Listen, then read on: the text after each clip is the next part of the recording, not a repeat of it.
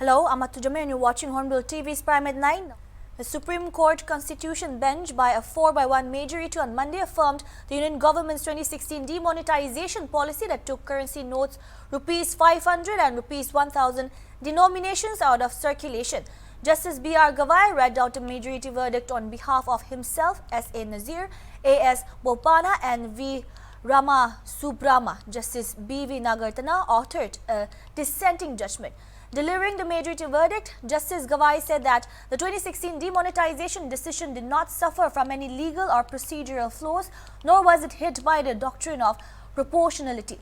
The judgment added the court's adduced before the court showed there was adequate consultation between the Centre and the Reserve Bank of India before the decision was taken. It said, therefore, the move cannot be held to be bad in law just because the proposal emanated from the government and not from the RBI as provided under the RBI Act. Putting its stamp of approval on the Centre's November 8, 2016 notification, the majority verdict underlined the judicial interference in matters related to economic policy is very limited and a great deal of restraint is required before citing any such policy decision.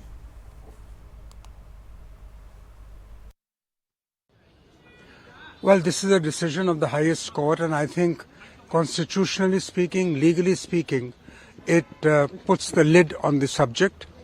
The judgment is important for different reasons. It had political implications, and I think it has constitutional implications. The petitions raised substantial questions of law. The court has now decided it will not be possible for me or for anyone else to comment on the exact points of the judgment without reading the full judgment but whatever is in the public domain. It is clear that the government's policy to demonetize has received the imprimatur of the highest court and has been legitimized and accepted constitutionally. That, of course, is the settled law that courts do not normally interfere with government's economic policy decisions. This is settled law, and therefore they have followed that principle. Yet the final validity of the judgment will be tested in time. There will be many articles which will come about the judgment in due course, but for the moment the matter rests there. Tripura Revenue Minister Narendra Chandra Diprama, who passed away on January 1st, was laid to rest with full state honours at his ancestral home located at North Maharani area under Kalyanpur in Tripura's Kowai district today. Cutting across political lines, political leaders, supporters and intellectuals participated in the ritual to bid farewell adieu to the deceased. The mortal remains was first taken to the Civil Secretariat where senior ministers of the state cabinet, including Chief Minister Dr. Manik Shah, paid floral tributes to the minister. The Chief Minister said the vacuum left by Diprama in the state's political space can never be fulfilled by others. He had carried equal popularity among tribal and non-tribal voters. My sincere condolences and sympathy to the bereaved family. His wisdom always helped us in taking the right decision in the cabinet. He will be missed always, he said.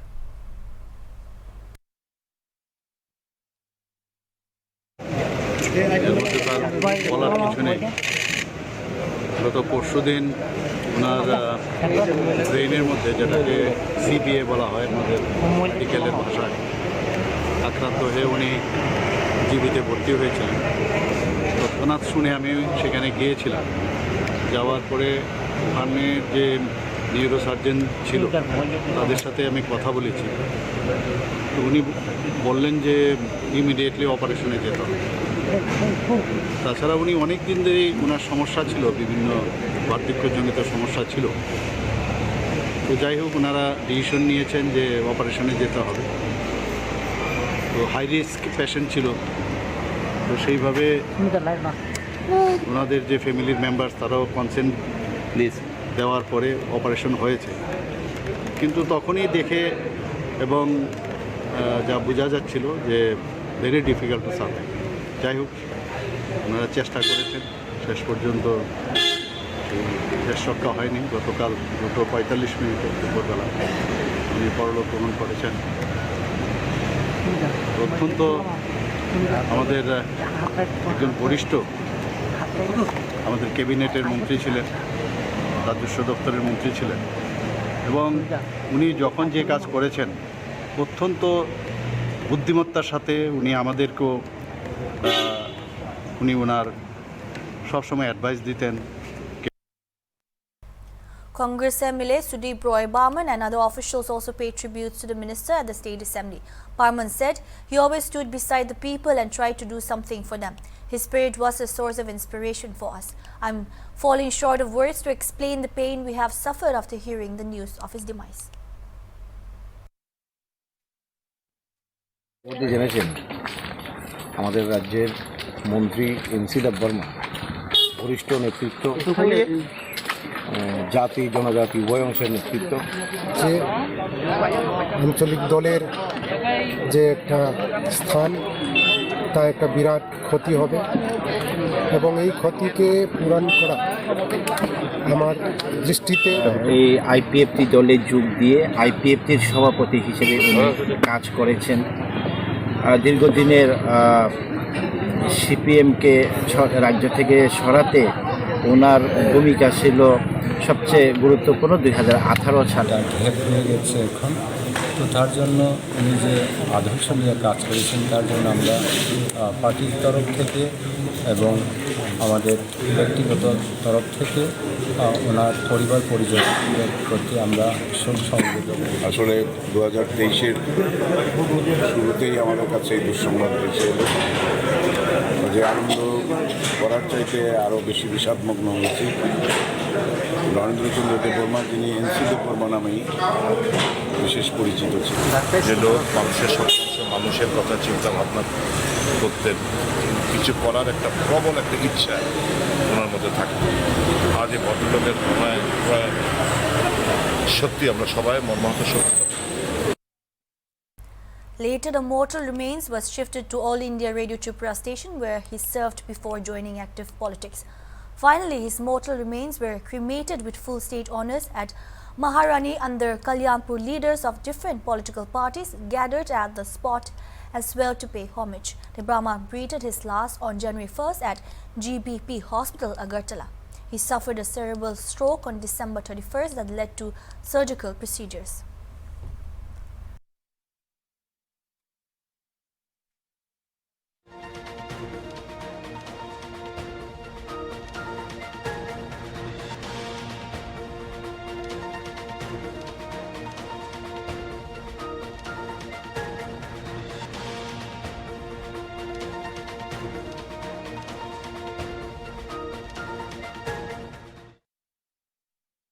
The all Chakma Hajong community-based organizations led by the Arunachal Pradesh Chakma Students Union and the Arunachal Pradesh Hajong Students Union took out a rally as a non-cooperation movement against the state government's allegedly discriminatory ban on the issuance of residential proof certificates to the Chakma and Hajong communities. The organizations are the apex bodies representing the students' fraternity of the Chakma and Hajong communities of Arunachal Pradesh. More than 20,000 people from the Chakma Hajong communities from across the state came together to protest against the state government.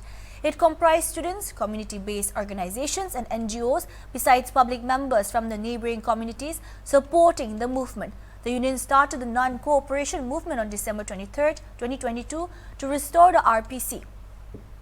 The MLA of Diyon Bortum Sa constituency, Somlong Mosang, attended the protest. Expressing his displeasure, the MLA stated that the RPC issue was a genuine matter that could adversely affect the Chakma Hajongs. He assured the protester that he will talk to the appropriate authority for the amicable solution at the earliest. हम लोगों ने यहाँ पे non cooperation movement 23 तारीख से 30 तारीख तक अरुणाचल प्रदेश चकमा student union और अरुणाचल प्रदेश हाजोंग स्टूडेंट यूनियन के लीडरशिप में ये आज हम लोगों ने कंक्लूड किया है। ये मूवमेंट आज यहाँ पे ख़त्म नहीं हुआ है, ये मूवमेंट आज यहाँ से हम लोगों ने बजाया है। दैट मीन्स यहाँ से हम लोगों ने शुरुआत किया है, क्योंकि फंडामेंटल राइट्स और डेमोक्रेटिक राइट्स हम लोगों ने ऑलरेडी कहा है वो सेंट्रल अगर स्टेट गवर्नमेंट हमारी आवाज़ को नहीं पहुँचती, सेंट्रल गवर्नमेंट तक पहुंचाने के लिए वेरियस स्टेट में हम लोग एक्सपर्ट होंगे और वेरियस जगह में जाएंगे। इसलिए आप लोगों के थ्रू, क्योंकि मीडिया एक बहुत चौथा अंग है डेमोक्रेसी का, आप लोग का बहुत बुरा रोल है हमारी आवाज़ को पहुंचाने का। यहाँ पे एक इशू है एक्चुअली आरपीसी और पीआरसी में समझ में नहीं आ रहा है लोगों को। पर्टिकुलरली हमारे जो ईटानगर में जो डिसीजन मेकर है उनको समझ में नहीं आ रहा। मैं आरपीसी ये कहना चाहता हूँ, आरपीसी किसी इंडिजिनियस राइट्स को डायलूट नहीं कर रही है।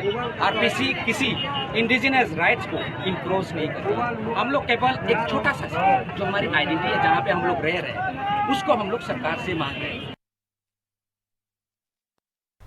Some Trinamool Congress chief Ripun Bora has expressed discontent at some matter concerning the delimitation in Assam. He spoke to the media at the Guwahati party office on Monday. He said to ask the chief minister whether or not the delimitation will be helpful for the people.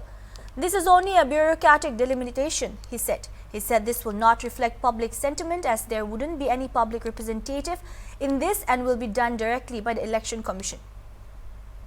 In 2026, there will be a countrywide delimitation exercise where both the assembly and parliament seats will increase across the country, he said. So, the party is questioning the chief minister about what kind of emergency erupted that they had to merge 4 districts and the aspirations of the people of those districts for the delimitation, he asked. Yes, we Assam Trinamool Congress, we have objected this delimitation, at the cost of which the government all on a sudden has abolished 4 established districts. This delimitation is not all India level delimitation.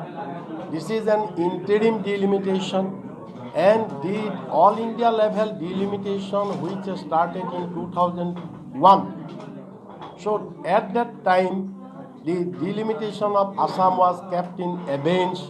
It was kept in postponed only because of the NRC, as because the NRC was not completed, not updated. So now in 2008, the order has been passed in this way. Now question is, if in 2008 this delimitation of Assam was postponed for NRC, incomplete of NRC, now why not on the same ground this delimitation to be postponed? Because as of now also NRC is incomplete. Because the NRC till now government has not yet accepted. It is the NRC issue is still hanging. It is not accepted. So on that ground, this delimitation should be kept in abeyance or it should be postponed. This is one thing. A tipper truck rammed into a car, killing a Bharatiya Janata Party worker identified as a Sohail Ahmad in Udarpon of Kachar district in Assam. The truck was heavily loaded with sand and was allegedly driving at a very high speed along the VIP road of Udarpon area when it rammed a small car in which the BJP worker was sitting. Ahmad was rushed immediately to Silchar Medical College and Hospital but reportedly died on the way.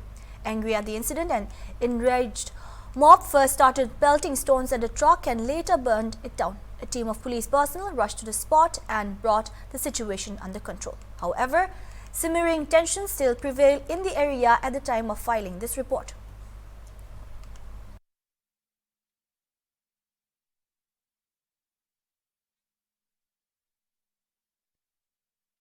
Guwahati police collected rupees 407 crore worth of drug bust in 2022. This was informed by the Commissioner of Police, Diganta Bora, while addressing the press conference on Monday in Guwahati. Bora also informed that 10,234 drug-related cases were registered in the year 2022 with 24,530 previous pending cases. Out of this, 167.2% was disposed.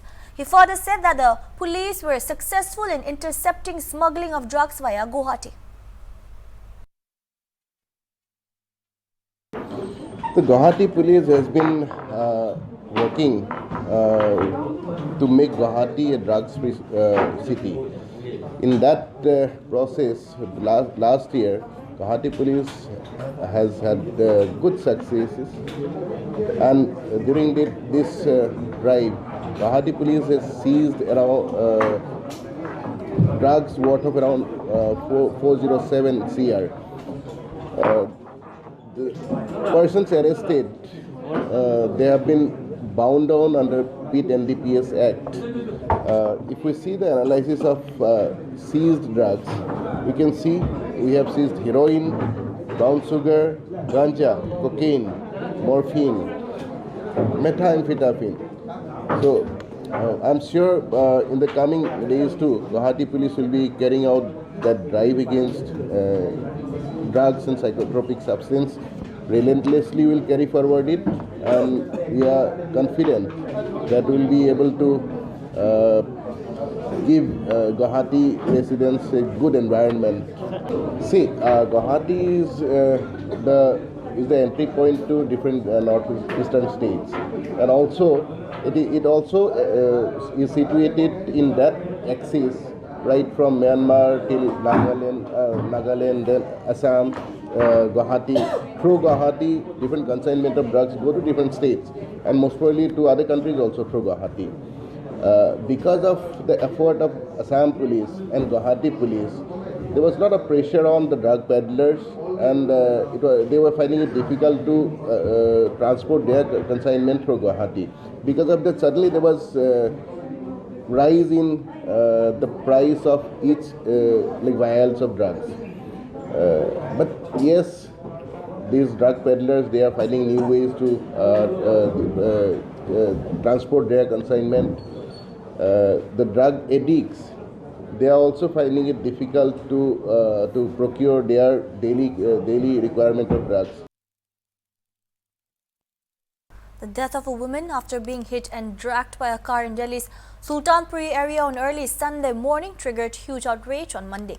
The victim, who was driving a two-wheeler and was dragged by the accused's car for a few kilometers, was later taken to a hospital, but doctors declared her brought dead. After being hit by the car, the body got entangled in the wheel of the four-wheeler and was dragged alongside. All 5 occupants of the car have been apprehended. Victim Skeen and other locals staged a protest outside the police station demanding strict actions in the presence of media persons. Angered protesters attacked MLA Rakhi Birla's car and forced her to return. मौसी हूँ मैं सवेरे phone करने से आई। मैंने सुनी लड़की के साथ बहुत गलत काम हो गया और उसे मारा गया है। जिसने मारा है उसे सजा मौत होनी चाहिए। कार्रवाई नहीं कर रही। 3 दिन हो गए, लड़की की लाश तक भी नहीं दिखाई है। ना कोई वो कुछ उठा, ना किसी ने पूछा जाके क्या हुआ है क्या नहीं हुआ है। कोई कार्रवाई नहीं हो रही है। हमें दिखाओ, जैसे हमारी लड़की मरी है उसके भी फांसी तुड़वाओ, जब हम मानेंगे कि हाँ तुम्हारी कार्रवाई है। ऐसी कोई कार्रवाई नहीं है। जब हमारी बेटी का इंसाफ नहीं मिला तो वो कोई कार्रवाई नहीं है। बिल्कुल गलत हुआ है। मेरी बेटी के साथ 5 लोगों ने गलत काम करा है। मेरी बेटी के साथ मारा है, कूटा है, नंगी करके गलत काम करा है और फिर उसको मार के गाड़ी के नीचे घसीटा है। गाड़ी के नीचे घसीटा है मेरी बेटी को। लोग थे उनसे कभी देखा है उनको कौन है? मैं नहीं जानती किसी को, मैंने नहीं देखा किसी को। उसके तन पे कपड़ा नहीं होता, एक्सीडेंट होता है तो एक तन पे क्या कपड़ा नहीं रहते। एक्सीडेंट तो हमने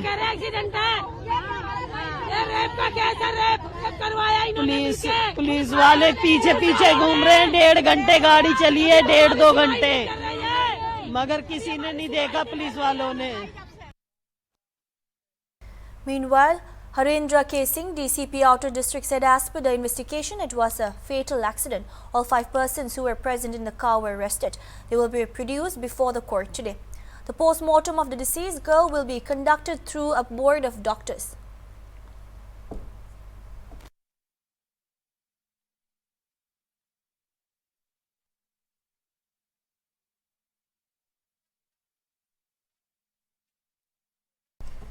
Tens of thousands of people are expected to pay their respects to the former Pope Benedict XIV at his lying in state in the Vatican. Pope Francis will preside over Thursday's funeral, the first time a pope will be buried by his successor. He died on New Year's Eve at the age of 95, almost a decade after he stood down because of ill health. As dawn broke over the Vatican, a queue was already forming at the edge of St. Peter's Square. At the very front was Father Alfredo Elnar, 30 from the Philippines. He said he had studied and admired the theological writings of the former pontiff and spoke of their emptiness since his death. Benedict XIV became the first pope to resign in 600 years in 2013, citing ailing health. His body will be displayed for 3 days in an open casket at St. Peter's Basilica, with people allowed to pay their respects until 7 p.m. each evening.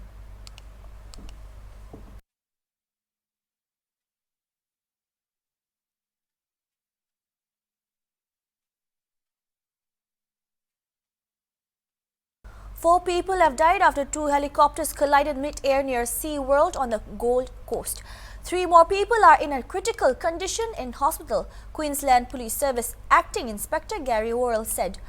All of those who died or were seriously injured were from the same helicopter, he said. He said the aircraft landed on a sandbank outside the SeaWorld resort, making it difficult for emergency crews to access the crash scene. Police and witnesses said one helicopter was landing and the other was taking off when they collided. One helicopter plunged to the ground face down and the other managed to successfully land. A SeaWorld logo could be seen on its site. The Queensland Ambulance Service said the incident occurred at 1:59 p.m. and 13 patients were assessed at the scene. 8 patients were taken to the Gold Coast University Hospital and 1 to Queensland Children's Hospital in Brisbane, QAS said. It comes at the height of tourism season at the popular holiday destination. SeaWorld Drive at Main Beach has been closed, with motorists and pedestrians advised to avoid the area. Australian Transport and Safety Bureau is investigating the collision.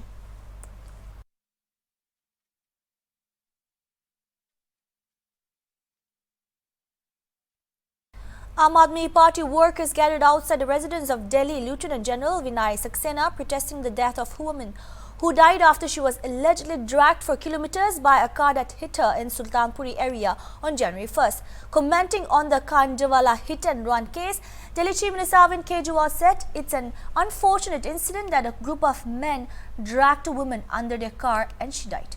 He appealed that all the accused should be given stringent punishment and be hanged. It's the rarest kind of rare crimes, Arvind Kejriwal said.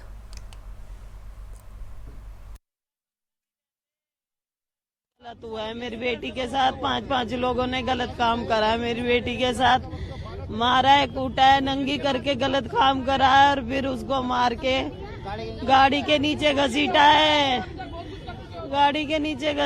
मेरी बेटी को मैं नहीं जानती किसी को मैंने नहीं देखा किसी को उसके तन पे कपड़ा नहीं होता एक्सीडेंट होता है तो एक तन पे क्या कपड़ा नहीं रहते एक्सीडेंट तो हमने